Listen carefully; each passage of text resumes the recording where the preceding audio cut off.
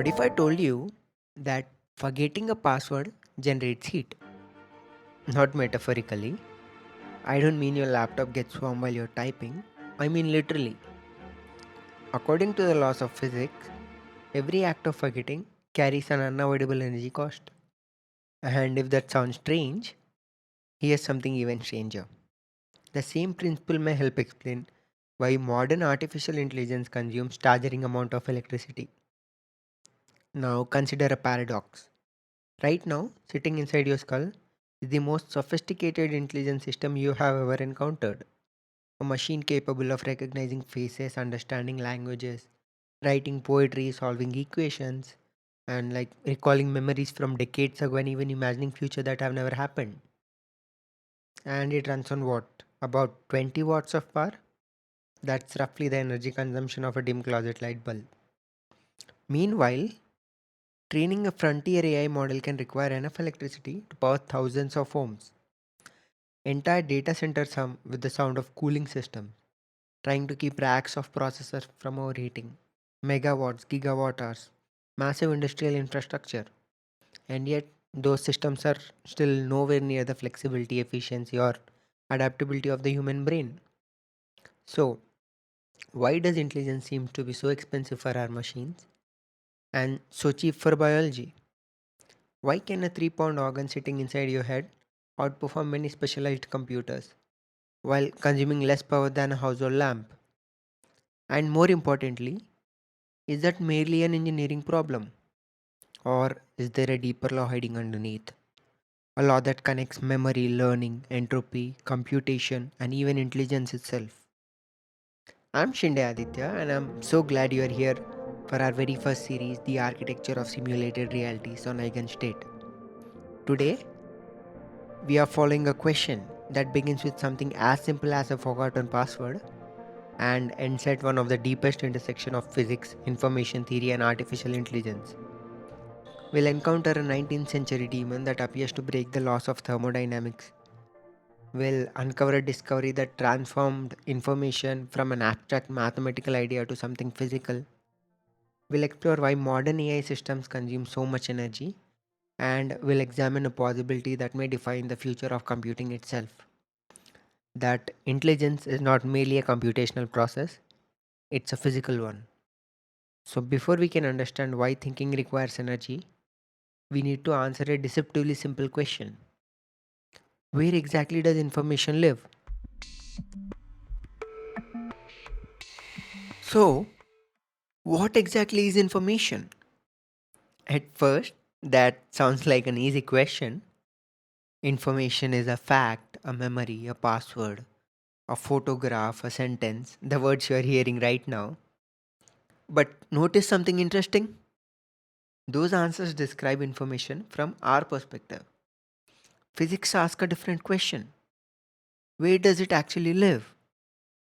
If I save a photograph on my phone, where does the photograph exist? Not conceptually, but physically. The answer isn't in the cloud or inside the software. It exists as a specific arrangement of electrical charges in physical hardware. A note in a notebook is molecules of ink on a paper. A childhood memory is a pattern encoded in billions of neurons and synapses. Even DNA is information stored in molecular form. Information always requires a physical substrate. There's no such thing as information floating freely in reality. A bit, a simple 0 or 1, must ultimately be encoded in matter or energy. And once information becomes physical, it inherits all the rules that govern physical systems. The same laws that govern stars, atoms, and black holes also govern memories, computer files, and neural networks. Intelligence itself may be a subject to deeper physical constraint than we imagine. Now, let's take the next step. What does it actually mean to learn? Imagine a child who believes the earth is flat. Then they discover it's a sphere. Something changed. An old model was discarded, a new one took its place. Learning required replacing information. A mind that never changes cannot learn. The same is true for artificial intelligence. During training, A neural network makes predictions, discovers errors, and overrides its parameter billions or trillions of times. Old values are replaced by new ones. So, what happens to the information being erased? To answer that, we need one of the most important ideas in physics: entropy. Entropy is often described as disorder or chaos, but a more useful way to think about it: entropy measures the number of possible states a system can be in. Take a single bit of memory. Before erasure, it could be 0 or 1, two possible states, right? High certainty, high entropy from the logical perspective. Now we erase it, force it to be 0. Like no matter what it was before, only one possible state remains. We have reduced the uncertainty inside the memory. The universe has a strict rule about this. The second law of thermodynamics says that if entropy decreases in one place, it must increase somewhere else by at least as much. You don't get the order for free, right? And that increase usually shows up as heat. The information that disappeared didn't vanish without consequences. Its erasure left a thermodynamic footprint. For much of the 20th century, scientists thought computers used energy simply because calculations require electricity. But in 1961, IBM physicist Rolf Landauer asked a deeper question: what really costs energy? Landauer realized that irreversible operation, particularly erasure, carries a fundamental thermodynamic cost. The cost of computing might not be tied to thinking, it might be tied to forgetting. The question became, how much does forgetting cost? And why does the universe care? To answer that, we must follow a trail to one of the strangest thought experiments in physics, a tiny demon that seemed capable of breaking the second law of thermodynamics. Because, think about it, why should the universe care about information at all? Atoms don't know they are part of a spreadsheet, electrons don't know they are holding a photograph, and nature doesn't speak binary. So, why should physics charge rent for a 0 or a 1? To answer that, we rewind not to computers or AI, but to two pivotal minds separated by nearly a century. The first was Claude Shannon. In 1948, he published A Mathematical Theory of Communication, one of the most consequential papers of the 20th century. Before Shannon, information was vague and intuitive. After Shannon, it became measurable, quantifiable, mathematical.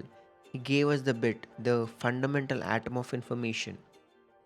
A single binary choice, 0, 1, yes or no. Shannon turned information into mathematics, but mathematics alone couldn't explain why it costs energy. For that, we needed physics, and that brings us to one of the strangest characters in the history of science. A creature that never existed yet tormented physicists for nearly a century: Maxwell's demon. In the late 1860s, James Clerk Maxwell imagined a box filled with gas molecules, some fast and hot, some slow and cold, divided into two chambers by a tiny door. Guarding that door is a microscopic, impossible observant demon. When a fast molecule approaches from the right, the demon lets it through to the left. When a slow one comes from the left, it lets it through to the right. Over time, the left side grows hotter, the right colder. Order appears from chaos, a temperature difference capable of doing useful work seemingly without any thermodynamics cost. This directly challenges the second law of thermodynamics. Entropy should only increase, systems should become more disordered. Yet the demon appeared to reverse entropy using nothing but information. For decades, the paradox stood. Attempts to find hidden cost in the door, in friction, in observation fell short. In 1929, physicist Leo Szilard connected Maxwell's demon to information, treating knowledge as a physical resource. Decades later, Rolf Landauer and later Charles Bennett revealed the hidden cost. It wasn't in sorting or the observing. It was in the erasing. The demon's notebook eventually fills. To keep going, it must forget. Every erased bit carries an unavoidable minimum energy cost. At room temperature, roughly 3 zeptojoules. Absurdly small, but real, right? This erasure releases heat and increases entropy elsewhere. The local order the demon creates is exactly balanced by the disorder of forgetting. The second law remains unbroken. The universe doesn't charge for knowing, it charges for forgetting. For nearly a century, physicists had been watching the demon's hand. Landauer and later Bennett showed us we should have been watching its notebook. Information was no longer abstract, it had become thermodynamic. Now, why does this matter beyond thought experiments? Because modern AI systems manipulate and rewrite staggering amount of information during training and inference. Before we continue, if you are finding this episode interesting and you'd like to help us keep making content like this, have a look at the support and sponsorship links in the description. Every bit of your support helps us spend more time researching, writing, and producing episodes like this one. And now let's return to our story. Imagine a giant blackboard. At first, writing feels free. You fill it with equations, connections, knowledge. Space is plentiful, but eventually you run out of room. The eraser comes out and physics start charging rent. Our artificial intelligence systems may be the largest blackboard humanity has ever built, and they are erasing constantly. Modern artificial intelligence is often described in dramatic terms. It thinks, it reasons, it creates, but regardless of the debate around true intelligence, one thing is certain: AI learns, and from everything we have seen, learning is not mystical, it is physical change. So let's strip away the hype and watch what actually happens. You train a neural network on images of cats. At the start, its weights are random. It makes a guess, 12% of this being a cat. And that's wrong. The model measures the error, then sends tiny correction backward through the layers in a process called backpropagation. Combined with gradient descent, it nudges billions of weights, some up and some down. This repeats millions, billions, or eventually trillions of times. Picture a hiker lost in dense fog on a mountain. They can't see the peak or the valley. They only feel the slope underneath their feet and take small steps towards lower ground. The hiker is the AI. The mountain is the landscape of possible solutions. Every step is a rewrite. Or picture a child building a sandcastle. Crude walls collapse. The child destroys and rebuilds again and again. Every improvement requires demolition. Every better version overrides the old one. Learning is revision. Revision requires replacement. And replacement requires letting go of an older state. At this point, you might be wondering, what about ChatGPT answering my question? Training is where most of the learning occurs, but inference, the act of generating response, still requires enormous amount of information movement and computation. This is where Landauer, the demon, and the blackboard all converge. Every weight update discards an old state and writes a new one. Intelligence emerges through controlled forgetting on a massive scale. So, is the enormous energy cost of AI simply the Landauer tax paying out at planetary scale? Not yet. Today's systems are nowhere near the fundamental physical limits. They operate millions to billions of times above Landauer minimum. The gap is staggering, like a car that should get a million kilometers per liter but only manages one. For most of computing history, software enjoyed a remarkable luxury. Hardware kept getting dramatically better. Every few years, engineers packed more transistors into chips, increased performance, reduced cost, and improved efficiency. Software could become larger, more ambitious, and more computationally demanding because hardware improvement absorbed much of the burden. But something has changed. The pace of software growth, especially in artificial intelligence, has accelerated far faster than the pace of hardware improvement. Modern AI models are growing in parameters, training data, and computational requirement at extraordinary rates. Meanwhile, shrinking transistors has become increasingly difficult, expensive, and constrained by physics. For the first time in the history of computing, intelligence is beginning to collide with infrastructure.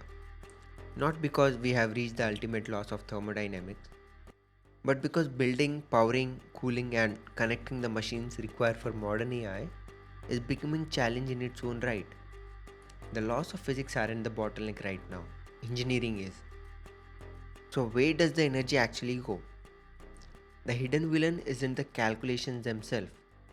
It's transportation, moving information around. Every prediction requires fetching parameters from memory, shuttling activations between layers, synchronizing thousands of GPUs across clusters. Data races across wires, chips, and data centers constantly. Most of the power disappears into electrical resistance, memory access, networking, and above all, cooling the resulting heat. Imagine a gigantic warehouse stretching for miles, filled with billions of boxes. Reading a label takes almost no effort, but the forklifts, conveyor belts, and robotic carts racing up and down aisles, that's where the real energy is spent. Modern AI infrastructure works the same way. The warehouse burns far more power moving boxes than reading the labels, and that is where much of today's energy budget disappears. Landauer's principle still matters profoundly. It defines the ultimate floor, the hard boundary written into physics itself. We can engineer better chips, faster memory, reversible architectures, and novel computing paradigms, but we can never go below that floor. The universe allows greater efficiency. It never allows us to compute for free. And this raises the deepest question yet. If silicon systems remain so far from nature's limit, why does biology operate so effortlessly? How can the human brain achieve extraordinary intelligence on roughly 20 watts? The power of a dim light bulb? To answer that, we must compare two radically different philosophies of computation, the philosophy of silicon and the philosophy of life. Throughout this episode, one question has hovered over everything. If intelligence is so thermodynamically expensive, why is the human brain so astonishingly cheap? We have spent the last 15 minutes talking about machines that require warehouses of hardware and enough electricity to power neighborhoods. Yet, the most sophisticated intelligence system any of us have ever encountered is sitting 3 inches behind your eyes. Consider the numbers. The brain weighs about 1.3 kilograms. It runs 24/7, processing vision, movement, language, memory, creativity, and dreams. And yet, something even more remarkable is true. Evolution had no access to power plants, no semiconductor fabs, no lithium batteries, no cooling systems. Yet, somehow, through blind natural selection, it built a machine capable of mathematics, language, art, and self awareness using about 20 watts, less power than many laptop chargers consume while sitting idle. Now, compare that to frontier AI, thousands of GPUs, entire data center buildings, massive cooling systems, and enough electricity to power neighborhoods or even small cities. Yet, these systems remain narrow, brittle in unexpected ways, and nowhere near the fluid generality of biology. What explains the gap? It comes down to two fundamentally different philosophies of computation. Silicon is obsessed with certainty. Every transistor must hold a clean, unambiguous 0 or 1. At microscopic scales, the universe is noisy. Atoms vibrate, electrons fluctuate, so engineers expend enormous energy suppressing that noise, correcting errors, maintaining signal integrity, and enforcing perfect digital order billions of times per second. Modern computing is, in large part, a relentless battle against uncertainty. Biology takes a different path. The brain is a wet, noisy chemical ecosystem. Neural signaling is inherently noisy, signal jitter, timing varies. Instead of fighting every fluctuation, the brain often works with noise, using approximation, probability, and adaptation to its advantage. It tolerates uncertainty in places where perfect precision isn't needed. Imagine two sailors crossing the same ocean. One fights every wave and gust, burning fuel to stay on the exact heading. The other adjusts the sails and let the wind carry parts of the journey. Both move forward. One does with far less effort. This is not to say we fully understand the brain. Neuroscience still holds deep mysteries, especially around consciousness and the precise emergence of intelligence. But the contrast is hard to ignore. Silicon fights noise, biology often cooperates with it. And this raises a proactive possibility. What if our current computers are built on assumption that are good for calculators but suboptimal for true intelligence? What if intelligence thrives not on perfect certainty but on systems that tolerate approximation when exact precision isn't necessary? The question becomes urgent as AI scales. We cannot solve energy constraint forever by building bigger clusters and more power plants. We need deeper architectural breakthroughs. Two of the most promising directions are reversible computing, designing systems that avoid erasing information whenever possible. By keeping operations logically reversible, we can dramatically reduce the thermodynamic cost associated with erasing information. The machine leaves a trail instead of constantly forgetting. Second is neuromorphic computing, hardware that doesn't just stimulate brain in software but physically mimics them. Spiking communication, asynchronous processing, tight integration of memory and computation, borrowing the lessons evolution discovered over hundreds of millions of years under the same energy constraint we now face. Evolution spent hundreds of millions of years solving exactly the problem we are now facing. How do you create intelligence under severe energy constraint? Nature found one answer. Silicon is searching for another. And that search leads us to the final question of the episode. What does information, entropy, Landauer, artificial intelligence, and biology ultimately tell us about intelligence itself?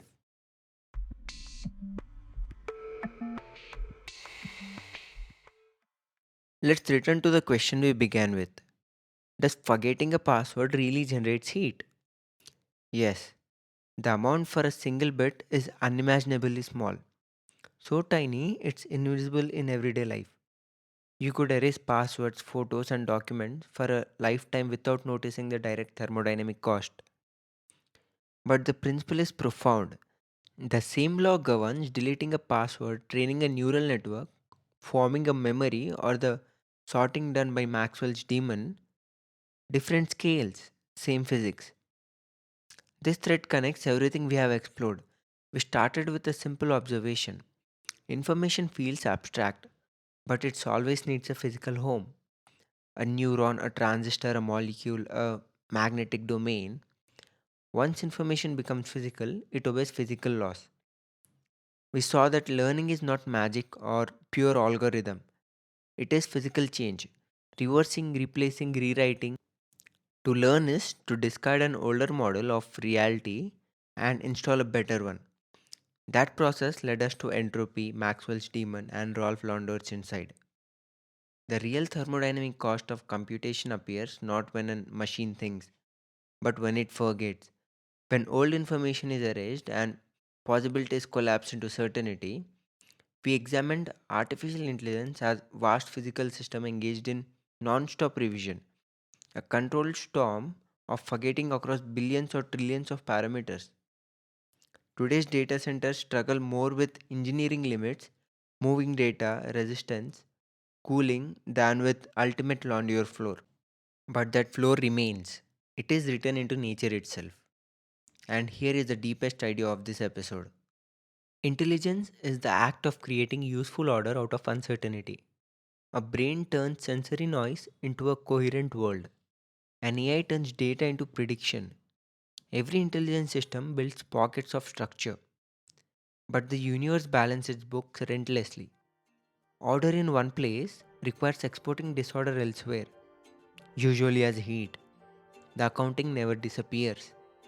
Intelligence is not separate from nature, it is not exempt from physics, it is one of reality's own process, subject to same laws that govern stars, oceans, living cells, and galaxies.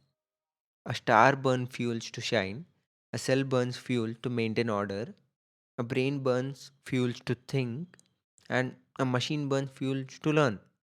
Different system, different scale, different substrates. The same thermodynamic ledger, the same physical universe. This is why intelligence can never be completely free, not because of bad software or hardware, but because intelligence itself is a physical process woven into fabric of reality. I'm Shinde Aditya, and this is Eigenstate. Thank you for joining me for the first episode of The Architecture of Simulated Realities. You'll find the links in the show notes to the original papers of Landauer's principle, information theory, Maxwell's demon, and energy efficient computing. If you enjoyed this, please follow Eigenstate on Spotify, YouTube, Apple Podcast, or wherever you listen. Share it with someone curious. Next time, we move from the laws of physics to the laws of space, the geometry of intelligence, why linear algebra is what it is for AI. Before a machine can learn, it first needs a place for knowledge to live. Vectors, embeddings, and hidden geometry that shapes modern artificial intelligence. Until then, stay curious, stay skeptical, and stay sharp.